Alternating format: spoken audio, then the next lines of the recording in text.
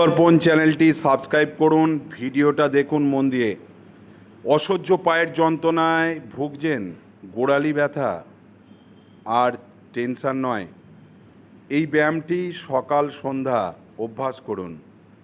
অভ্যাসের মধ্যে দিয়ে আপনাদের শ্বাস প্রশ্বাস স্বাভাবিক নেওয়াঝাড়া করুন, তাহলে দেখবেন আপনার পায়ের ব্যথা যন্ত্রণা, পায়ের মাসেল ক্ল্যাম্প, অনেক সময় পায়ের ডিমির সিট টান ধরা, মাসেল ক্ল্যাম্প, গোড়ালির ব্যথা, গোড়ালির হাড়বাড়া থেকে বিভিন্ন রকম ব্যথা আরম্ভ হয়, গোড়ালিতে হাঁটতে অসুবিধে হয়, আবার পায়ের চেটোতে ব্যথা, আঙুলের ব্যথা, আঙুলগুলো আস্তে আস্তে অসাড় হয়ে যাওয়া, আঙুল বেঁকে যাওয়া, সেগুলো উপশম করতে সাহায্য করে।